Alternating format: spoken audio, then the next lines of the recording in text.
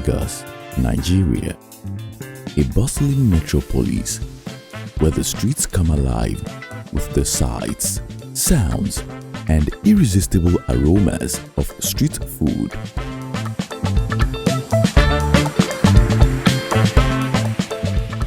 Lagos offers a culinary experience like no other.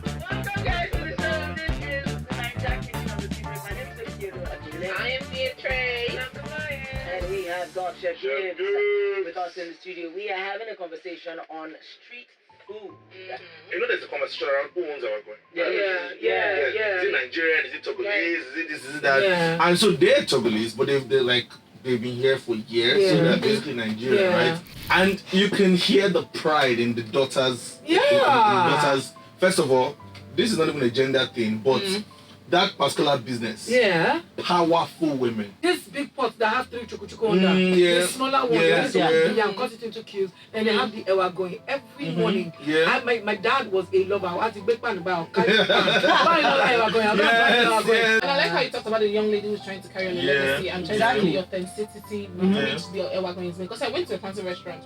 And I had ewa going balls, like egg rolls, ewa going inside. That feel Beatrice Chef Gibbs, why should I buy puff dipped in powdered milk for 7K? I wanted to talk about Giving me fork and knife to chop ewa going and bread. Makawa. Please, I like my bully and granite with big cheese drink. That's enough from Lagos. Thank you, enough from Lagos. We are about to embark on a culinary experience to explore the diverse and flavorful world of Lagos's street food. Our guide on this culinary adventure is Chef Gibbs, a renowned chef in Nigeria, celebrated for his passion and expertise in Nigerian cuisine. What is this? Beef. Good, thank you. Over 15 years ago, my path to the culinary arts, a lifelong journey that I was going to discover as a student right here in this very hall, King's College, Lagos. And ever since then, it's been a wonderful journey discovering the beauty of Nigerian cuisine. We're about to go on the streets to celebrate vendors who have taken out their time to continually tell the Nigerian story of how amazing our food is. This is another journey of rediscovery because Nigeria is going to be a global food destination. And to get there, we need to tell our story, we need to appreciate our food more, and we need to let the world know that we have a cuisine. So join me on this journey and let's find Nigerian street food together.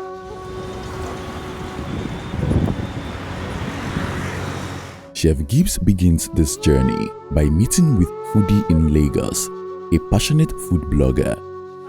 Good to see you. Same here. It's so amazing that we're actually standing in front of King's College because I know you went to QC. I went to QC. My school was the better school now, Abby. Of course not. QC. First of all, on the touch. we're passing that touch now because we're letting people know about Nigerian street food. From as long as I can remember, I've always seen amazing people on the streets selling beautiful food, like delicious food. Yeah. And so it's so amazing that we're able to showcase and spotlight these people. And I couldn't think of no one else to do this with because over the years, you have been a huge impact in supporting these people. We see your stories, we see your Instagram. Why street food for you? Why food even for you? Food? So for me, I feel like there are not many things that connect people. I think the common base among like communicating and interacting with people is food, first of all. Yes. And then I grew up in a family where my dad, Lagos boy now, we grew up on street food. So right from when we were young, even when I was in QC, as far back as 98, 99, when he's coming to pick us from school, he's coming with a cooler and he's taking us to this place. And then there are lots of people gathering to also buy it. For me, that's people gathering that gives me that, okay, that's the review I need. I think I'm very excited and I think that we should check out some spaces. Oh yeah. Together, they will dive into the Lagos street food scene, savor the flavors, and engage with street food vendors who bring these delicious dishes to life. How much is Agbado, your you corn? fine, yo. Oh wow. How long have you been boiling corn? Over 20 years. 20 Wow. years. Wow.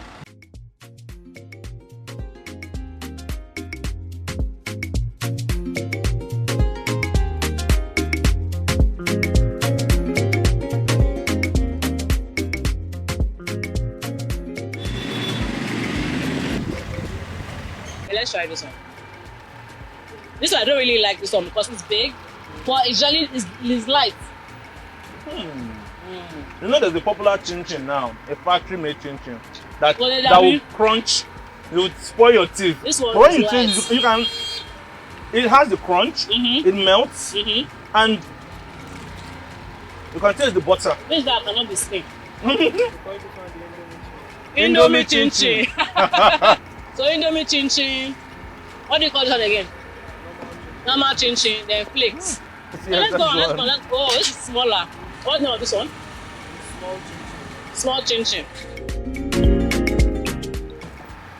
I've never seen this one before. I was about to say it looks spicy. Amazing. So flakes, normal chin chin, Indomie chin chin, pepper chin chin, and granite chin chin. So what are some of the challenges that you face here? So facing challenges here, meeting new people, talking to people you don't even want to talk to, at least just to make the sale. Do you think this business will continue even after mommy? Yes, I'll do it better. Love that. Hey boy, I think you Love handle it that. better. I like that. I love that. I see how our street food is now sort of what holds our identity. So for example now, when you taste chin chin in America or something, you know the one that is made there, the one that was that's imported, yeah. Like, you know, this is Nigerian chin chin. You say that word Nigerian the same way you have like Chinese cuisine. Yeah. I know we've always had that question of what is Nigerian. And so things like this is what is Nigerian. Okay, I actually like the other one because it's very, very crunchy. And this one I like the scent. I think there's a scent of garlic. Yes. You know your flavors. Yes. I didn't know that. Yeah. I like it. I always said buns was a mistake dough that they couldn't throw away. They just tossed into oil. Just as into oil, right? But I think the Nigerians created buns. I can't argue with you because I don't think I've seen anything of this variation. Maybe hops like other like street markets and the likes. Oh, 100 naira, you know. 100 naira bun. I like it. See Guguru. So you buy Guguru as well. Let's go Guguru now. Look at that. See the cover. How much? It's Lagos. Who invented this cover? You are the one. It is well. Oh yeah.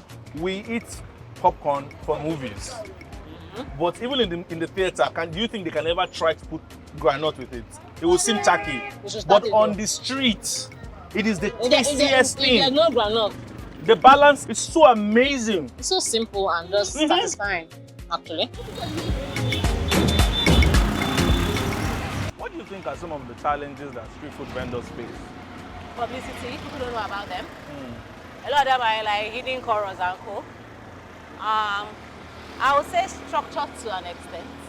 But now with POS agents and the likes, a lot of them are even open now to collecting money via transfer. Before, what was transfer? Cash. When you go across the world too, you see their own version of street food. In Turkey, I had boiled corn exactly like this.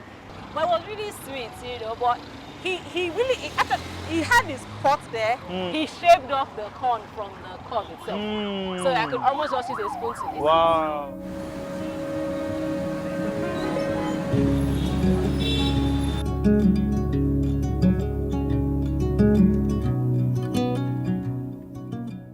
Street food in Lagos is not just about meals. It's about community, culture, and history. How long have you guys been existing for? Over 40 years. That's so good. Good. 7 people cooking because we enjoy what we do. Remember I came sometime around 2015, 2016. And then the sauce for the stew, it reduced. And because at times some customers will complain that they don't take much pepper. So we try as much as possible to satisfy everybody. The 40 years of tradition and consistency of Iyaiba shows the resilience of vendors who have weathered the challenges of the street food industry. A lot of them don't come, they have become one boss in their office and they can't be coming to buka again. And they love Iyaiba, they want to eat their mala. So we deliver at the doorstep. We have our own delivery. Oh, nice. Vector has been here. Inka Kodri has been here. Wow. This hip hop guy that had dread. Ashake. Nice. What would you say sells more, rice or swallow? The two. Okay. I agree. And there is one now in the evening. That's Dubai sauce. I'll order it. Is that like just goat meat or rice with goat meat? Yes, rice with goat meat sauce. And you see, I like that. That's the thing here. Like that's special. Like and you probably think that it's only in fancy spaces that you have like specials and you know we talk about being innovative and there's some reinventing yourself. specials that we don't do. It's just for order. Yeah. Yeah. The recipe that you guys use here, is this something that has been passed down from back then, or do you change it? We don't change it. It's what we've been on since the existence of the year. Amazing. I know the stew is like successful. I think we should taste it.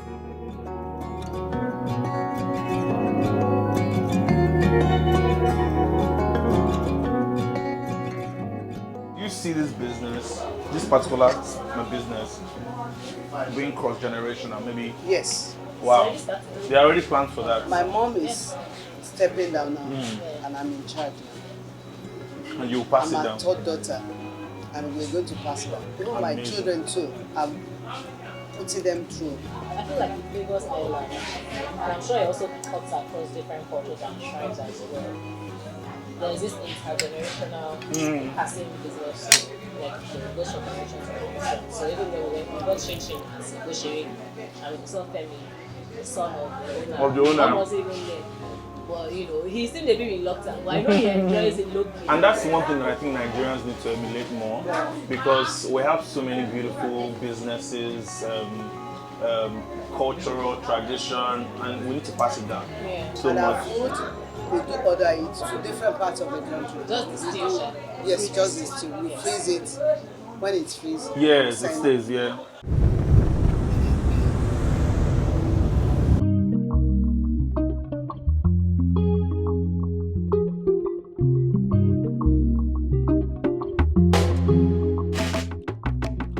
Chef Gibbs meets with Mrs. Fumi Ajose Adeogun, the managing director of the Lina's restaurant.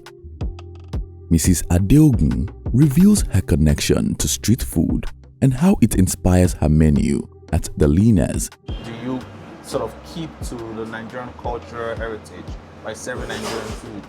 I would always serve Nigerian food anywhere I operate because first and foremost, I'm a Nigerian. I'm proudly so.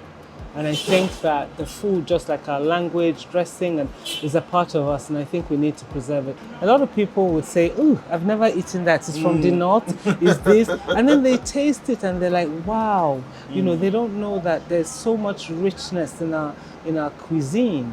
And funnily enough, the West possibly has the most unhealthy of the foods. If you look at all the other places, they don't use certain things that we use here. True. They use oil sparingly. They eat a lot of vegetables, so they're actually healthier. She offers a unique perspective on preserving this essential aspect of Lagosian life. Here in the restaurant, we have a platter called Old Lagos Platter. Old Lagos Platter. Yeah. So it feeds about 6 people. We would have all these things. It's so good. I actually love these ones. Yeah. Imagine drinking Gary with them. That's what it's Gary. It has to be Gary. Nice hot Gary with ice. And now they serve Gary at weddings. So amazing. I love it. The day I saw it, I almost fainted. What's your favorite street food?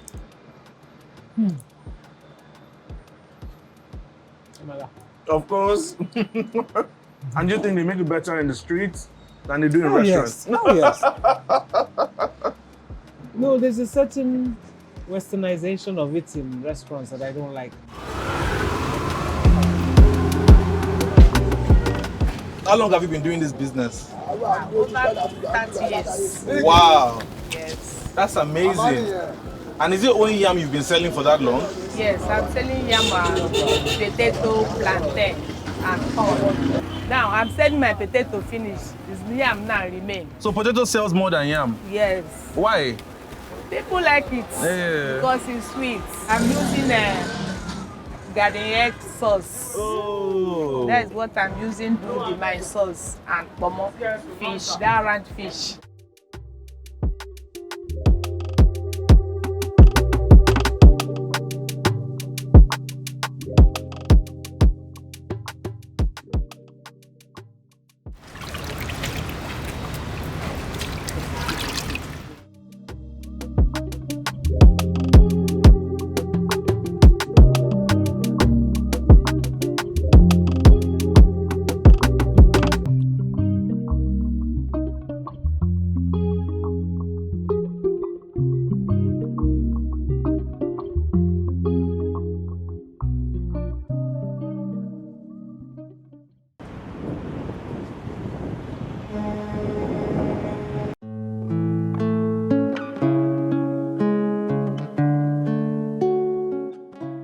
Chef Gibbs meets with another Nigerian food expert, Mrs. Ikwo, a nutritionist, dietitian, and author of Memories on a Platter, a cookbook featuring over 130 Nigerian recipes. Street food is something I actually featured in my book, Memories of the Platter. Yes.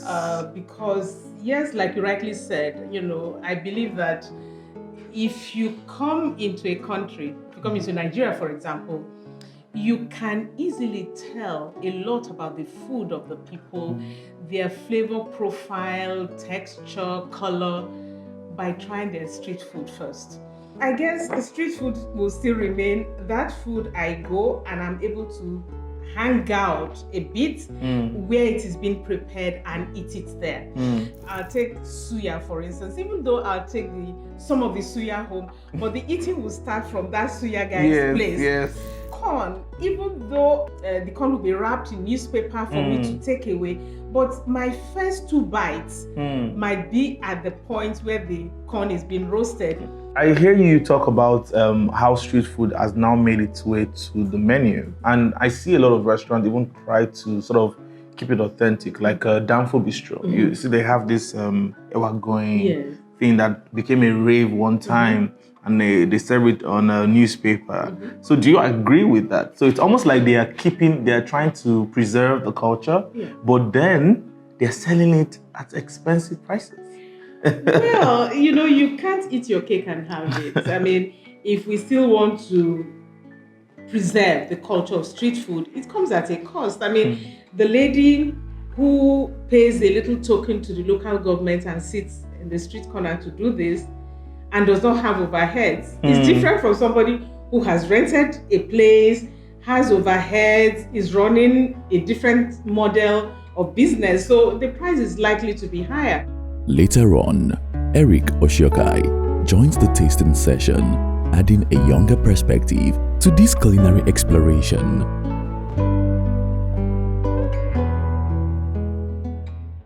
When you were in Big Brother, did you eat anything like street food? Like maybe like noodles can be street food. You get there's a way you cook Indomie to be like street food.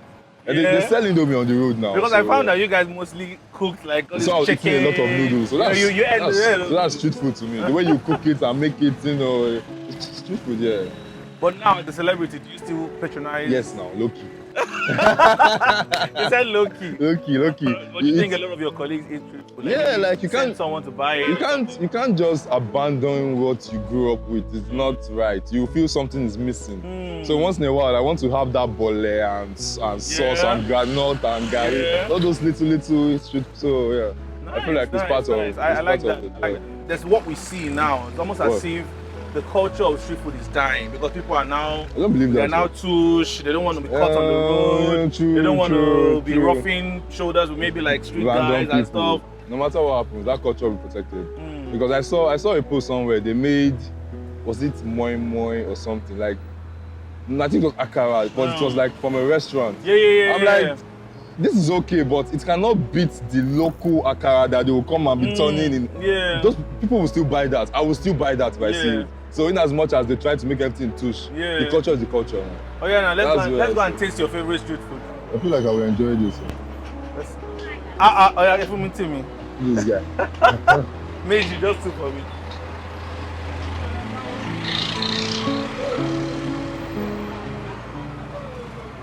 Is it nice? spicy. Spicy. Mm-hmm.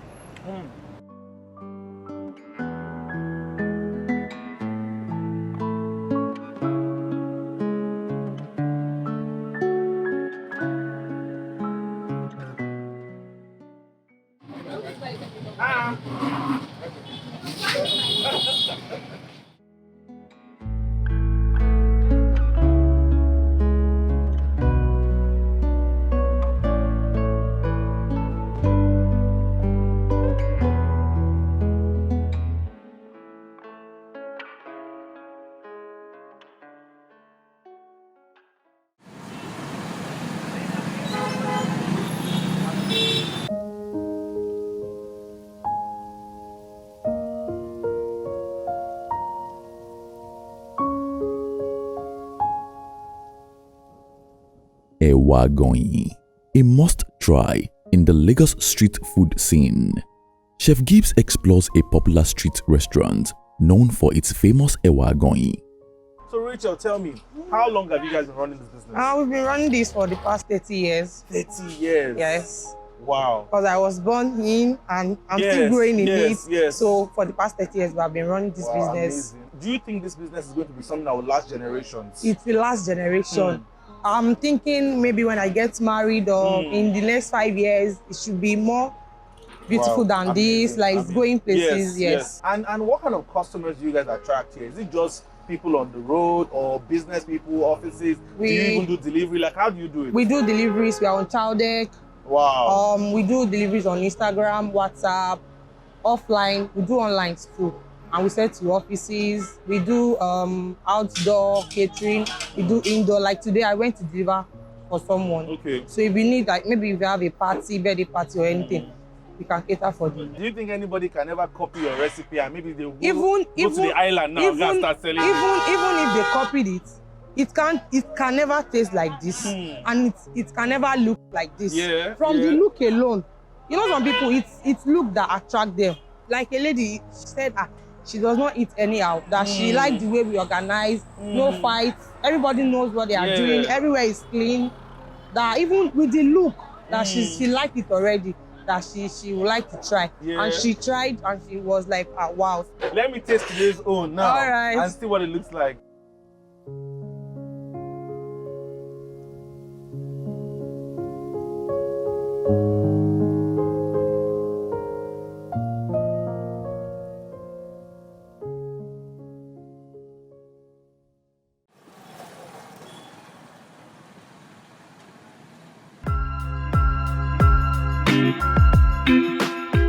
Lokito, a restaurant inspired by street food. The visionary founder, Moses, shares the passion and creativity behind his culinary experience. Growing up, it has always been like this. Moses, hey Moses, where can I get like sweet pepper soup? I know all the best pepper soups, but trust me, if I taste that pepper soup sweet, that pepper soup sweet. I am not joking with you. And with Lokito here, because we are from the Niger Delta region, we don't joke with the key things. Our native soup, our freshish pepper soup, our KKF, our onunu. What's KKF? KKF is on ripe plantain. Chef Gibbs is later joined at Lokito by a group of young influencers who join him in tasting and indulging in contemporary twists on timeless street food classics.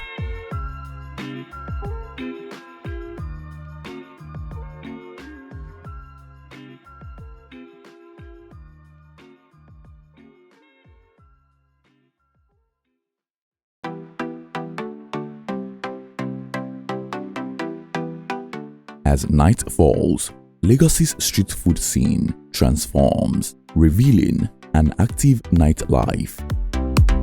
Chef Gibbs engages with this lively nightlife, chatting with vendors and sampling dishes from shawarma to akara. This reveals the economic vitality and cultural vibrancy of Lagos's street food. After dark, I know that akara is something that is very important in our Nigerian cuisine.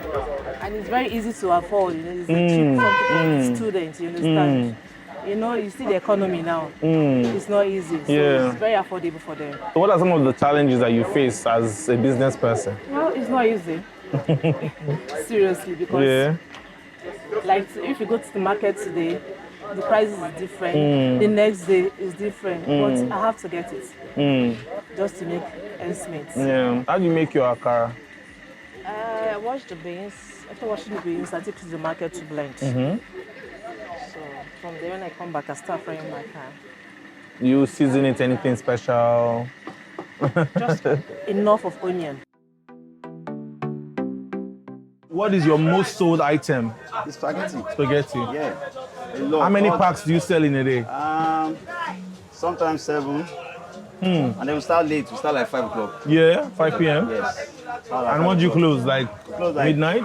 Not midnight. 11. We're done. Okay. When you see people on the streets coming here, they're coming to order. Like the rush is like this almost every night. How does that make you feel? I feel overwhelmed. And it gives me this drive to make me want to do more. Yeah.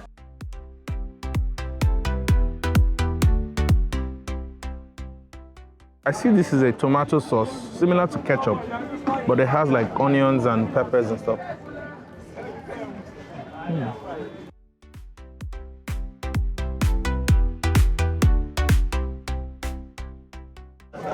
This is well done.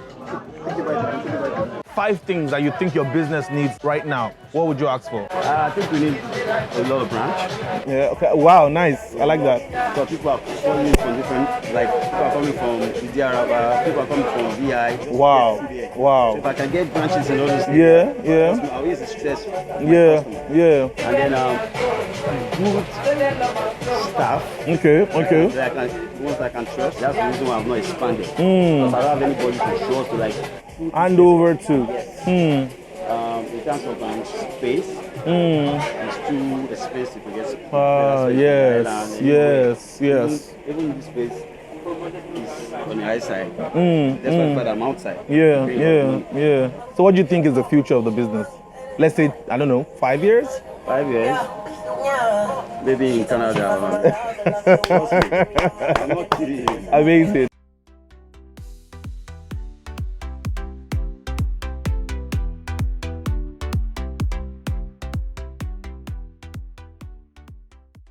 Thank you. Whew.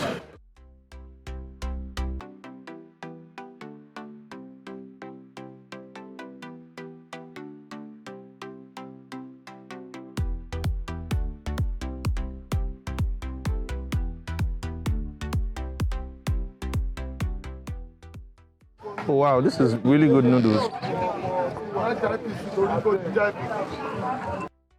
I've been coming for the past 2 years. It's been consistent. It's been the same great taste. However, I think there's even an improvement on the fries because before the fries, I live like a couple minutes away from here. And so usually by the time I get home, the fries will be a bit soggy before. But now the fries still maintain its crunch and everything. So I don't know what he did differently or who he listened to, but he did it right. I don't really buy street food because my immune system is not as strong as others. But I still buy from TY once in a while because they are good. If a business can last this long, it means they are doing something right. My favorite street food is amala. Why do you love street food? I think there's some food that you can make at home. They won't be as great as you buying them on the street. Like amala, it's better to buy them on the street actually. So when you are this top person in society, do you still see yourself patronizing folks from the street? My prayer is that there should never be a situation that will stop me from buying amala from the street. I love that. That's it. This is not just about food. This is a celebration of culture, community, and the enduring spirit of Lagos, guided by Chef Gibbs. We have seen how street food nourishes both body and soul. The rich history, cultural significance, and economic impact. We have met vendors who transform humble ingredients into beloved delights. From the traditions at Iyaiba to the modern twists at Lokito. Every vendor, from the boiled corn seller to the roasted yam vendor, has shown us that street food is more than just a meal. It's a way of life.